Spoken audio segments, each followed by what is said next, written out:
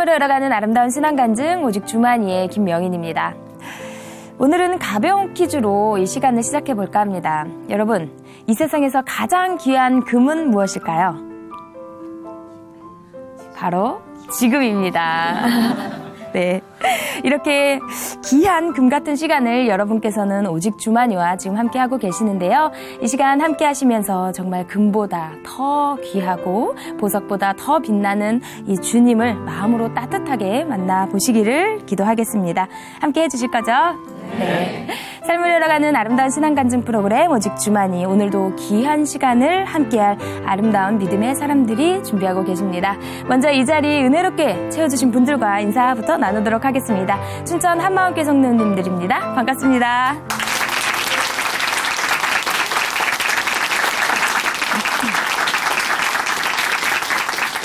네, 첫 번째 출연자 만나보겠습니다. 이번에 만나실 형제님은요, 빚보증을 잘못 쓰셔서 월급에 대한 차압은 물론이고요, 살고 있는 집에서까지 쫓겨나야 했었다고 합니다.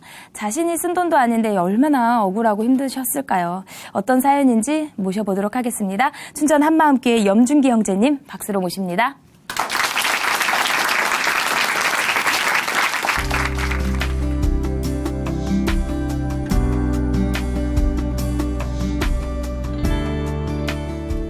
안녕하세요. 춘천 한마음교회 염준기입니다. 저는 빚보증을 잘못 써서 젊은 시절 청춘을 바쳐 빚을 갚느라 죽을 뻔했는데요. 부활하신 예수님을 만나 모든 눌림에서 진정으로 자유하게 된 간증을 하려고 합니다. 저는 어릴 때부터 말이 없고 내성적인 성격 탓에 제가 원하는 것을 적극적으로 표현하지 못했어요. 제가 말하는 것보다 상대방 얘기를 들어주는 것이 더 편하더라고요. 사람들은 이런 저를 어릴 때부터 순하다, 착하다고 했습니다. 초등학교 다닐 때 평소 철봉에서 하는 운동은 뭐든지 자신이 있었기에 기계체조부 모집을 한다는 말에 들어가게 되었습니다. 막상 체조부에 들어가서 보니 훈련은 너무나 힘들었어요. 매일 체조장에서 하는 훈련은 인내심이 없이는 못하는 운동이었습니다.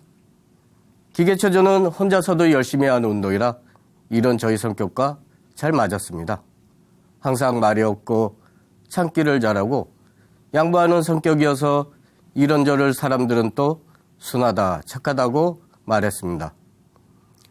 대학교는 체육교육학과에 입학을 하게 되었고 24살에 체육교사로 발령이 나서 원주에서 첫 근무를 하게 되었습니다. 1년쯤 지났는데 평소 알고 지내던 선배가 사업을 하는데 보증을 서달라고 전화가 왔어요. 그때 마침 전국대회 시합이 있어서 출발하려고 체육관에 있었던 저는 선배가 급하게 와서 도장과 서류를 달라고 하기에 평소 거절하지 못하는 성격도 있었지만 경기를 위해 출발해야 하는 상황이어서 아무 의심 없이 서류와 인감도장을 주고 시합에 갔습니다. 그런데 나중에 알고 보니 저는 한 개만 보증을 선 줄 알았는데 무려 7개의 도장을 찍은 거예요. 6개월쯤 지나자 여기저기서 우편물이 날라오기 시작했는데 모두 법원에서 온 우편물이었습니다. 돈을 갚든지 아니면 차압이 들어간다는 내용이었어요. 마른 하늘에 날벼락이 떨어지는 기분이 이런 것일까? 드라마에서 배신을 당해 피눈물을 흘리는 장면을 보았지만 제가 이렇게 제대로 뒤통수를 맞을지는 몰랐습니다. 눈앞이 캄캄했습니다. 미친 듯이 뛰어다니며 해결하려고 발버둥을 쳤는데 제가 인감도장을 직접 줬기 때문에 어쩔 수가 없다고 했어요. 나중에 알고 보니 선배 것만 인감을 찍은 것이 아니라 선배의 친구 것도 함께 찍었더라고요. 겨우 선배와 그 친구를 찾아 만났는데 선배는 나 아무것도 없으니 배째려했어요. 오히려 큰 소리치며 고소할 때면 해보라고 막 나가더라고요. 당장에 고소하려고 했는데 선배 부인이 얻고 있는 갓난아이를 보니 마음이 약해져 도저히 고소를 못하겠더라고요. 얼마 뒤 선배는 그 친구라는 사람과 함께 도망을 가버렸습니다. 30년 전에 1억 6천만 원이라는 돈은 저에게 도저히 넘지 못할 큰 산이었습니다. 제가 대출받아 쓴 것도 아니고 돈 한 푼 만져보지 못하고 평생을 갚아야 한다고 생각하니 삶의 희망도 목적도 사라졌습니다. 그때 당시에 월급을 100% 차압당할 때도 있었고요. 라면으로 끼니를 때운 적도 많았고 굶기도 많이 했습니다. 반찬이 없어 밥을 물에 말아 먹었던 적도 많았고 라면 스프와 김치만으로 반찬을 했던 적도 있었습니다. 또 얼스빵을 전전하며 살았고 연탄을 아끼려고 이불을 두껍게 깔고 자는데 어찌나 이풍이 센지 자고 나면 이불 위에 서리가 하얗게 덮여 있었던 적도 많았고요. 어느 날 월세가 다 되어 주인이 나가라고 했는데 싼 월세가 나오지 않아 짐을 체육관에 모두 갖다 두고 후배 집에서 얹혀 살 때도 많았습니다. 다른 친구들은 똑같이 발령 나서 결혼도 하고 집도 사고 안정적인 생활을 하는데 저는 빚만 갚다가 인생 끝나겠구나 생각하니 정말 서글퍼졌습니다. 사람들은 교사를 그만두면 빚이 탕감된다고 그만두라고 했는데 그때 당시 집안 사정도 좋지 않아 말도 못 꺼냈습니다. 그러다 자살하면 어떨까 생각해 봤는데요. 그런데 부모님 생각이 나서 죽지를 못하겠더라고요. 먼저 죽으면 불효자가 되기 때문에 부모님이 돌아가시면 죽게 해달라고 부처님이든 하나님이든 열심히 빌었습니다. 저는 학교 수업 시간이 끝나면 바로 기계체조 선수들을 훈련시키는데 몰두했는데요. 주말이면 아이들과 함께 메뚜기도 잡고 달팽이도 잡고 밤도 따라가고 개구리도 잡으러 갔어요. 제 얼굴은 원래 잘 타는 편인데 아이들과 야외에서 활동하다 보니 피부색이 새까맣게 변해버리는 거예요. 그래서 동남에서 왔냐고 많이 들었습니다. 언젠가 전국대회에서 우승을 하였더니 도교육청에서 우수교사 유럽연수를 보내주었어요. 비행기 안에서 기내식을 주는데 대부분 한국 사람들이어서 스튜어디스가 한국말로 김치밥과 불고기 덮밥 중에 고르라고 했어요. 그런데 제 앞에 와서는 영어로 Excuse me 라고 하는 거예요. 순간 당황했지만 얼른 김치밥 주세요 말하고 자는 척 했습니다. 그 이후 한동안 선생님들은 저만 보면 Excuse me 라고 놀렸어요.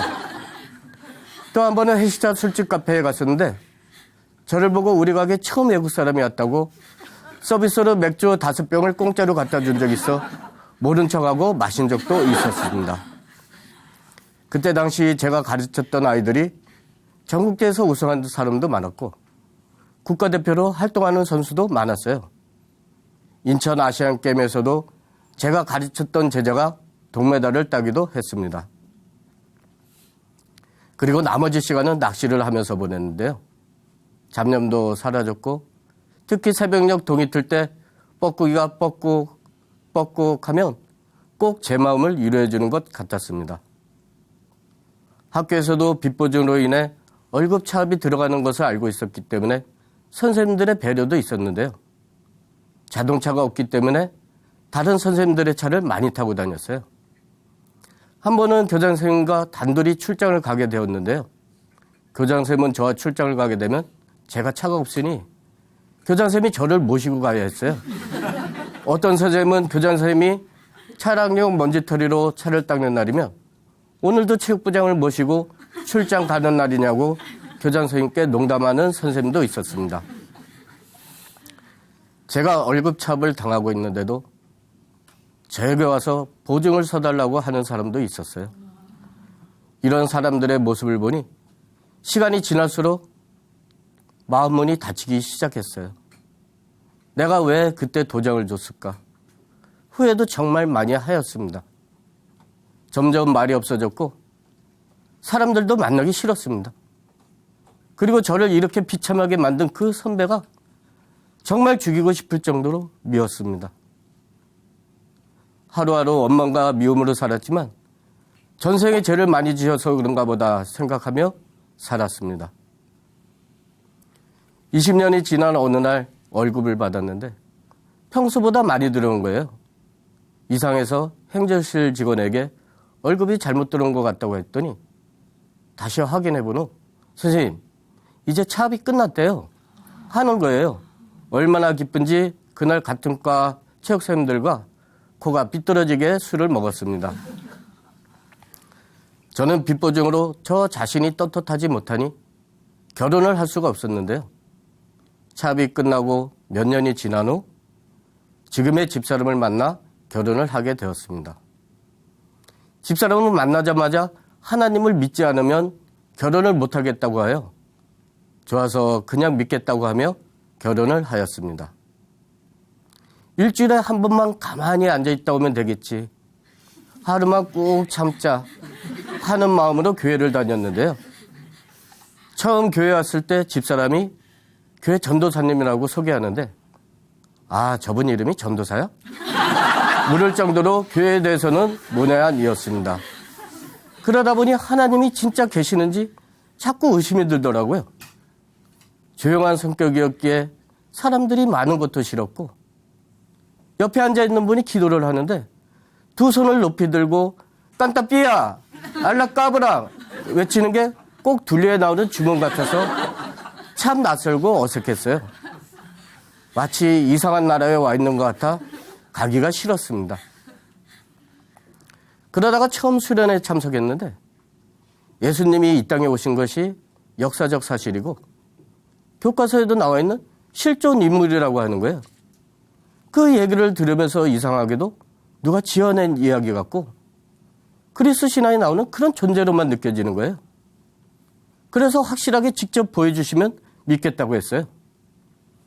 그때 얼마나 간절했는지 출근하는 차 안에서 밖으로 보이는 하늘을 쳐다볼 때마다 만약에 하나님이 살아계시다면 직접 내 앞에 오셔서 보여달라고 그러면 믿겠다고 하였습니다. 나중에 성경을 보니 도마라는 예수님의 제자도 직접 만져보고 믿겠다고 했더라고요. 어느 날 예배 중 말씀을 듣는데 2000년 전에 하나님이 이 땅에 오셨다라는 말이 계속 생각이 났습니다. 2000년 전에 예수님이 사람으로 오셔서 여러 가지 기적을 행하시고 하나님이라는 것을 보여주었어도 사람들은 믿지 않았던 모습이 떠오르는 거예요. 그렇다면 지금 이 시대에도 동일하게 하나님이 오셔서 모습을 보여준다고 해도 사람들은 믿지 않겠구나. 보여주면 믿을 것처럼 자꾸 보여주세요, 보여주세요 하지만 2000년 전에도 직접 오셔서 보여주셨음에도 믿지 않았는데 지금 다시 오셔서 보여준다고 한들 사람들은 믿지 않았을 거예요. 왜냐하면 예수님이 우리랑 똑같은 사람이기 때문에 그 사람을 하나님으로 믿을 수는 없는 것이었어요. 그래서 하나님은 사람들이 한눈에 알아볼 수 있도록 부활이라는 표적을 보여주시고 이 증거를 통해 믿게 하신 것이었습니다. 살아계실 때 옆에 계셔도 믿지 않았던 제자들이 부활을 직접 보고 난 후에 목숨을 걸고 부활을 전했던 것이더라고요. 부활의 표적만이 사람으로 오신 예수님이 하나님이시라는 것을 증명할 수 있었던 것이었습니다.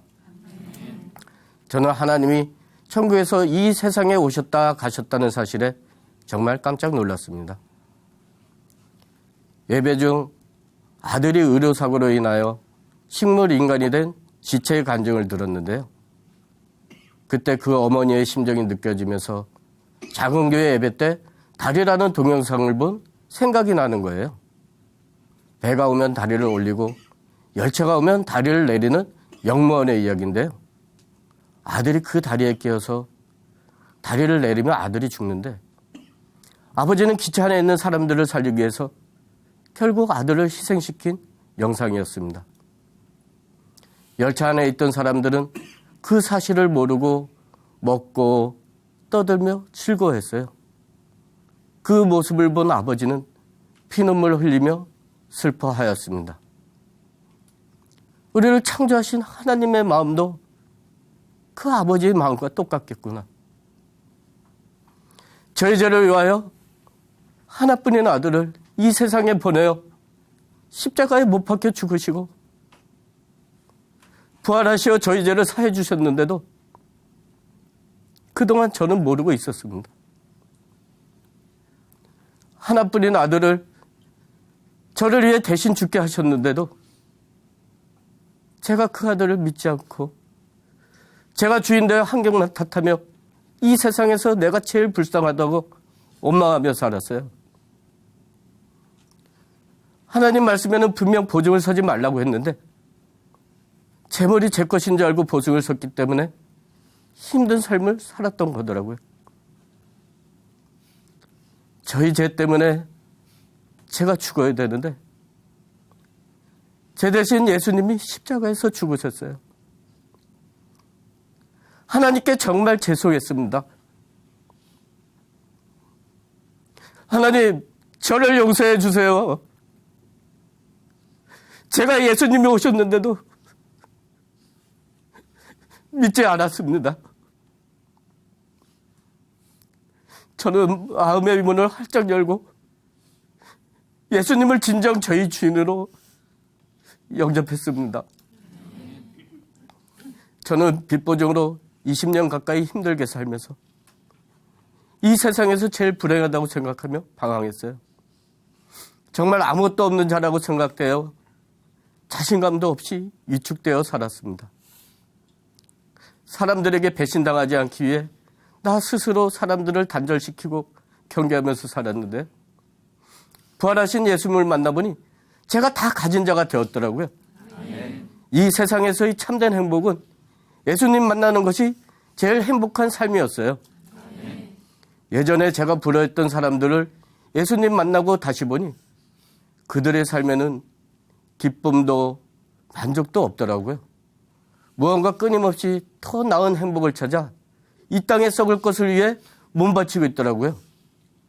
하지만 저는 부활하신 예수님을 만나 영원한 것을 위해 하늘나라에 투자한 삶을 살고 있습니다. 지금 생각해보니 빚이 없었다면 아내도 만날 수 없었고 그렇다면 예수님도 만날 수 없었겠다는 마음이 드니 젊은 시절이 절대 헛되지 않았더라고요. 그리고 저의 젊은 시절을 송두리째 뺏어간 그 선배를 용서했습니다.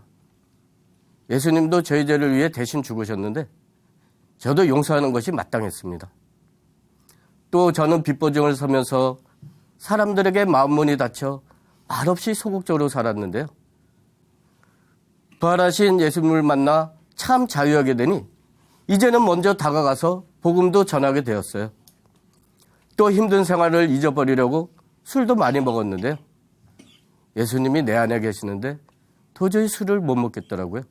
그래서 술도 끊었고요. 하나님이 싫어하는 것을 하기가 싫어 어릴 때부터 지내왔던 제사상에 절을 하지 않겠다고 선언도 했습니다.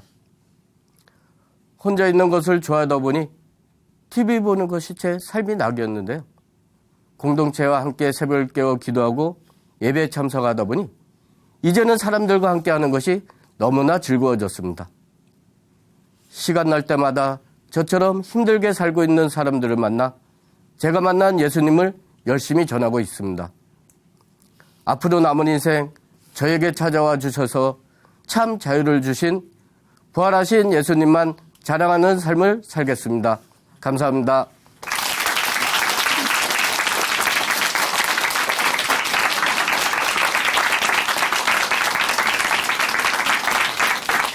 네, 간증 감사합니다. 혹시 이 간증을 형제님의 선배님께서도 보고 계실지도 모르겠는데요. 정말 이제는 부활의 주님을 만나 용서를 전하시는 형제님의 귀한 결단, 그리고 복음을 그 선배님께서도 고스란히 전달받으셨으면 좋겠습니다. 이제는 영원한 하늘나라에 투자하고 계시는 이 형제님, 정말 다시 한번 응원의 박수 보내드리겠습니다.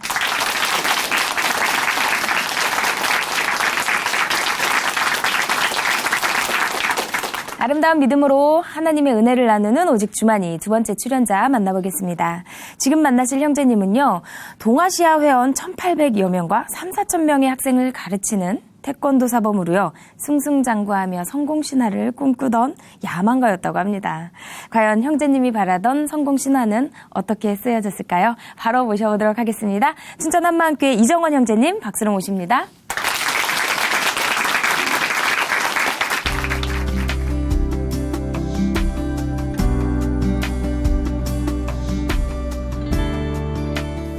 안녕하세요. 춘천 한마음교회 이종원입니다. 저는 성공신화를 꿈꾸며 앞만 보고 달려가다가 지쳐 쓰러지게 되었어요. 그러다가 부활하신 예수님을 만나 복음의 눈이 열리게 되어 그 무거웠던 인생에 기쁨과 자유함을 얻게 된 간증을 나누고자 합니다. 저는 어린 시절에 시골에서 자랐는데요. 초등학생 때 학교에 갔다 돌아왔는데 깜짝 놀랄 일을 보게 되었어요. 텃밭에 냉장고가 뒹굴고 있는 거예요. 제 키보다 훨씬 큰 새로 산 냉장고였는데 아버지가 어머니하고 싸우시고 냉장고를 박살내 텃밭에 내다 버린 겁니다. 어린 마음에 참 많이 속상했고 마음속 깊숙한 곳에서 원망과 분노가 치밀어 올라왔습니다. 이렇게 우리 부모님이 자주 싸우시니 집에 들어가는 것보다 집 밖에 자연이 더 좋았어요.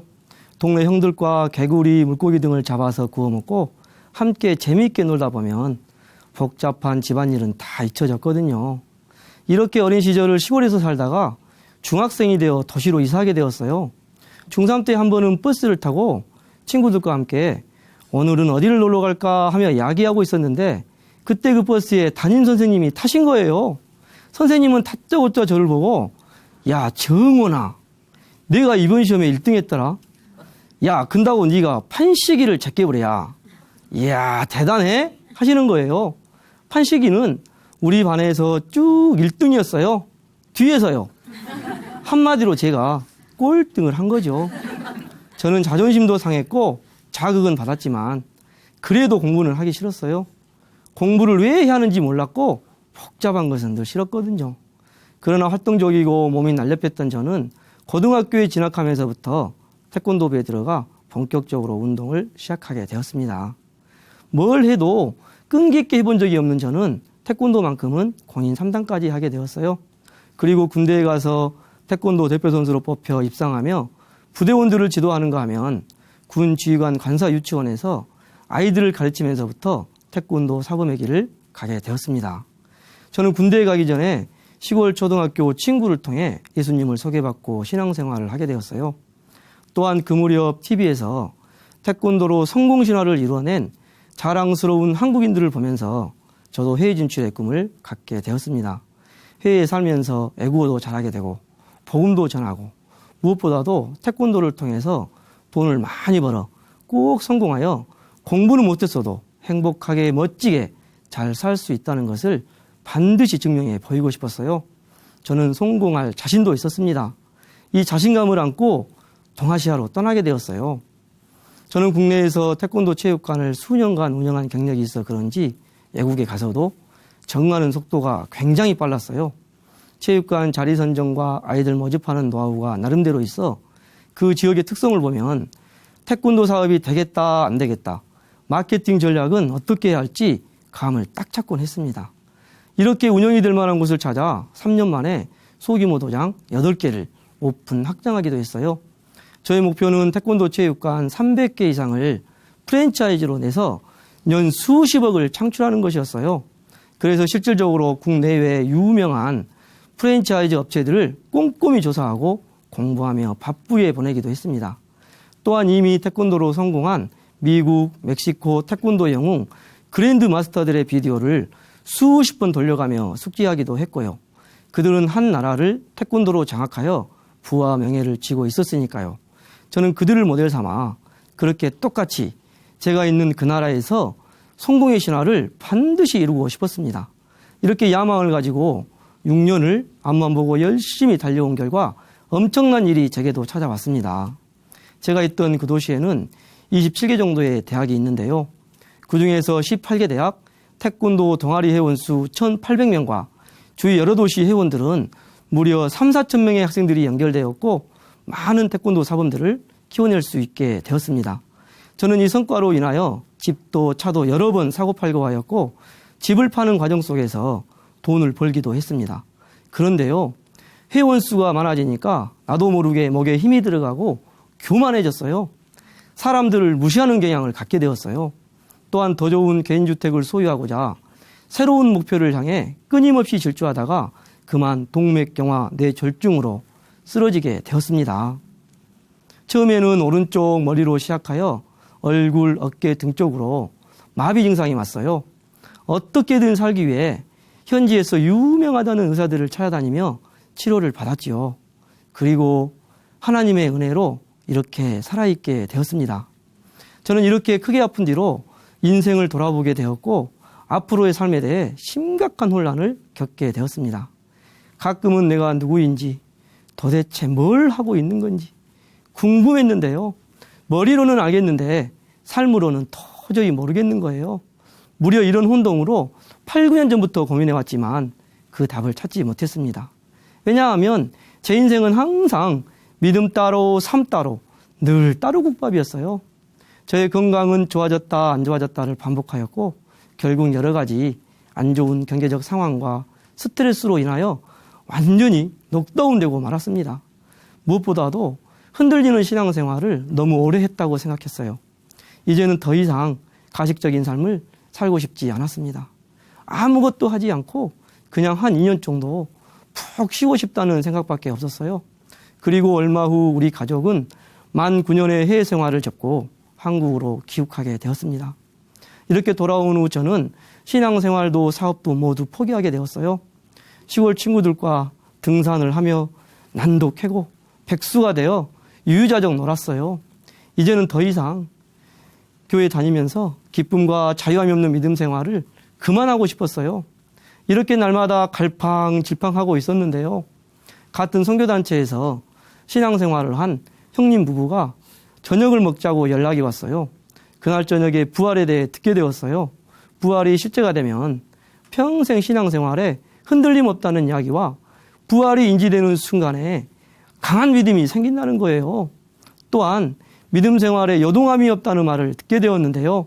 그 요동함이 없다는 말에 귀가 솔깃했습니다. 저는 어떠한 상황과 환경에서도 요동치지 않는 믿음을 늘 갈망하고 있었거든요. 집으로 돌아와 형님 부부가 알려준 춘천 한마음교회 홈페이지를 찾아 김성모 목사님 설교를 들었어요. 그런데 말이 빨라 무슨 말인지 잘 들리지가 않더라고요. 그렇지만 한참을 듣다가 이제 그만 들을까 했는데 갑자기 목사님께서는 어린이 만화 머터리 이야기를 하시는 거예요. 머터리가 머리털을 세울 수 있을 때 모든 것을 가진 거예요. 하시는 겁니다. 이어서 부활의 예수님을 만나는 순간에 우리는 모든 것을 가진 거예요. 하시는데 이 말씀이 제 귀에 쏙 들어온 거예요. 그리고 여자축구 국가대표 선수 동영상을 보았는데 깜짝 놀랐어요. 축구부 선수 22명 중 20명이 그것도 1년 안에 예수님을 믿게 됐다니 저럴 수가 있나? 조금은 의아해하며 보는데 선수들의 활기찬 모습과 인터뷰 내용에 부활하신 예수님이 내 안에 함께 하시기 때문에 기쁨이 가득해서 가벼운 마음으로 뛰면서 슈팅하니까 골인으로 연결됐습니다 하는데 나도 모르게 마음이 쏙 빨려 들어간 거예요. 뭔지는 모르지만 부활 신앙에 뭔가가 있는 것 같았어요. 그래서 이때부터 부활을 더 알아보고 싶어 인터넷으로 부활에 관한 내용을 검색하고 인쇄해서 줄을 그어가며 정독했는데요. 혼미한 상태라서 그런지 머리가 헷갈리고 시원하지가 않았습니다. 그런데 성경에는 부활이 어떻게 기록되어졌나 궁금하더라고요. 그래서 복음서를 빨리 펴서 부활하신 내용을 집중해서 읽어 나갔어요. 그러던 중 누가복음 24장에 와서 엠마오 부자처럼 제 마음이 그대로 녹아지게 되었습니다. 그들의 눈이 가려져서 그인 줄 알아보지 못하거늘 눈이 가려졌다는 이 말씀이 강하게 제 마음의 찔림으로 다가왔습니다. 그동안 내가 부활하신 예수님을 알아보지 못했구나. 죽음을 이기시고 부활하신 예수님을 믿지 않았구나. 이게 순간 눈이 떠진 거예요. 눈이 떠지니 부활의 예수님밖에는 보이지가 않았어요. 엠마오로 가던 제자들에게 부활하신 예수님이 나타나 동행하셨는데요. 그들은 전혀 추워도 자기 스승이셨던 예수님일 거라고는 생각하지 못했어요.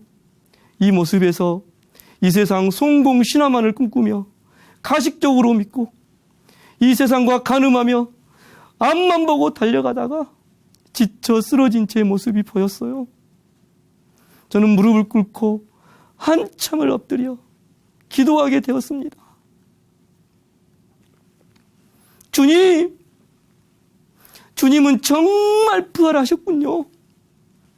주님, 이 제자들처럼 제가 주님을 알아보지 못했습니다. 주님, 제가 주님을 업신여겼습니다. 용서해 주십시오. 제가 주님을 믿지 않는 자였어요. 제 인생, 제가 주인되어 제 마음 가는 대로 살았습니다. 예수님은 나를 살리시기 위해 죽으시고 부활하셔서 지금도 살아계시고 내 주인이 되어주셨는데, 저는 예수님을 믿는다고 고백해놓고 여전히 내가 주인되어 예수님을 이리저리 끌고 다니며 내 마음의 소원은 이거니까 당신이 나를 도와달라고, 나를 위해 열심히 일하라며 예수님을 종처럼 부리고 내 성공의 도구로만 이용하며 살아왔던 악랄한 제 중심이 보였어요. 이 어이없는 나를 구원하시기 위해 비참하게 채찍에 맞으시고 생사를 찢기는 고통을 감수하신 예수님, 제가 예수님을 죽인 악랄한 죄인입니다. 저는 이렇게 하나님 앞에 고백하지 않을 수 없었습니다. 그들의 눈이 밝아져 그인 줄 알아보더니 부활하신 예수님이 자신을 알아보지 못하던 이 제자들과 한나절 동행하시면서 구약에서부터 예언되었던 전능자 하나님이 이 땅에 사람으로 오셔서 죄인들을 위해 죽으시고 부활하신 역사적인 사건을, 복음을 풀어 설명해 주실 때 그들은 마음이 뜨거워졌고 눈이 밝아져 부활하신 예수님을 선명히 알아보게 되었어요. 저도 엠마오 제자들처럼 부활하셔서 지금도 살아계신 주님을 볼 수 있는 눈이 열리게 되었습니다. 이때부터 목사님의 모든 말씀이 들리기 시작했어요. 이를 위하여 그리스도께서 죽었다가 다시 살아나셨으니 곧 죽은 자와 산 자의 주가 되려 하심이라. 왜 그동안 그렇게 이 세상에 혼미되어 속고 속이며 이 세상 것에 목말라 하며 헤매이고 살아왔는지 보여졌습니다. 바로 나를 위해 죽으시고 부활하신 예수님을 주인으로 믿지 않았기 때문이었어요. 이대로 죽었다면 정말 큰일 날 뻔했어요. 주여 주여 하는 자마다 다 천국에 들어갈 것이 아니요 내가 도무지 너를 모른다는 주님의 말씀은 온몸을 오싹하게 했습니다. 저는 이제야 비로소 예수님을 주인으로 믿지 않는 죄를 회개하고 제 마음 중심에 부활하신 예수님을 주인으로 영접하게 되었습니다. 이렇게 주인이 바뀌니 그렇게도 변하지 않을 것 같은 제 삶에서 변화가 생기기 시작했어요. 제가 복음도 전하고 싶어 해외로 갔었잖아요. 그런데 실상은 제 만족과 야망을 위해서 갔던 거였어요. 그곳에서 만났던 사람들이 생각났어요. 이렇게 수많은 영혼들을 제게 보내주셨는데 제 안에 영원한 생명이 없으니 그들을 성공의 도구로만 이용했던 제 모습이 보였습니다. 얼마나 후회스럽고 얼마나 하나님께 죄송하고 영혼들에게 미안한지, 주님, 제가 많은 사람들을 복음으로 살릴 수 있는 기회를 놓쳤습니다. 어찌합니까? 이 마음으로 다시 갈까요? 라고 기도했는데요. 주님께서는 이 마음으로 기도하라 하셨습니다. 지금 있는 곳에서 만나는 사람들에게 내 안에 있는 영원한 생명을 나누라고 하셨습니다. 저는 한국으로 돌아와 다시 태권도 체육관을 운영하고 있는데요. 그러고 보니 주님은 제가 있는 곳에서도 생명을 나눠야 할 어린 영혼들을 계속해서 보내주시고 계셨습니다. 저는 아이들에게 부활하신 예수님이 창조주 하나님이시기에 이분을 주인으로 믿어야 한다고 복음을 전하고 있습니다. 이렇게 복음을 전하고 즐겁게 운동을 가르치다 보니 시간이 정말 빨리 흘러가더라고요. 어느 초등학교 선생님의 자녀가 우리 체육관에 다니는데요. 이 선생님이 진로 체험의 날 강의를 했으면 좋겠다고 찾아왔어요. 저는 기도하며 준비하던 중 복음을 전하겠다고 마음을 먹었어요. 그리고 당일날 교실에 가서 아이들의 마음을 준비시키고 우리가 살아가는 인생에서 가장 중요하고 꼭 필요한 스펙이 부활의 예수님을 주인으로 믿어야 한다고 선포하였습니다. 아이들은 집중해서 들었고 예수님을 주인으로 믿겠다는 아이들도 있었습니다. 강의를 마치고 돌아오는데 얼마나 가슴이 벅차든지 처음으로 주님이 기뻐하실 일을 한 것 같아 제 마음이 너무나 기뻤습니다. 복음을 전하고 얻는 기쁨은 세상 어디에서도 얻을 수 없는 기쁨이었어요. 이 세상 야망이나 성공이 줄 수 없는 기쁨이었어요. 주님이 내게 주시길 원하시는 기쁨이 이런 거구나 생각하니 참 감격스러웠습니다. 예수님께서 부활하신 이유가 더욱 선명해졌어요. 바로 저의 영원한 주인이 되시기 위해서였어요. 제가 이 땅에 사는 이유도 분명히 알게 되었습니다. 이 복음을 전하기 위해 이 땅에 보냄받은 사명자였어요. 이제는 한 영혼이 천하보다 귀하다는 주님의 말씀처럼 한 사람이 회개하고 부활하신 예수님께 돌아오도록 돕는 삶이 이 땅에서 수십억, 수백억을 버는 것보다 훨씬 더 가치 있다는 것을 알기에 남은 인생 하늘 사명자, 부활의 증인으로 힘차게 살아가겠습니다. 감사합니다.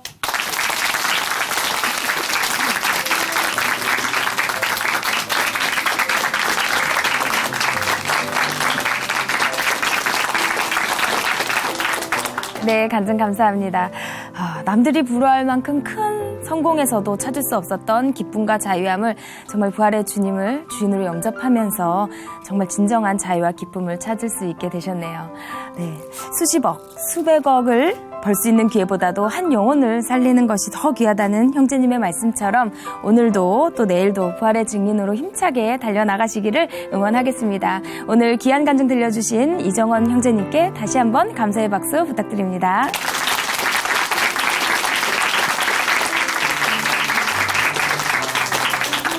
하나님으로 인해 변한 삶의 고백이 있는 간증 프로그램 오직 주만이 오늘은 여기까지입니다. 지금까지 함께해 주신 춘천 한마음교회 성도님들 그리고 시청자 여러분 감사드립니다. 오늘도 우리의 주인 되신 예수님과 동행하는 멋진 하루 보내세요. 감사합니다.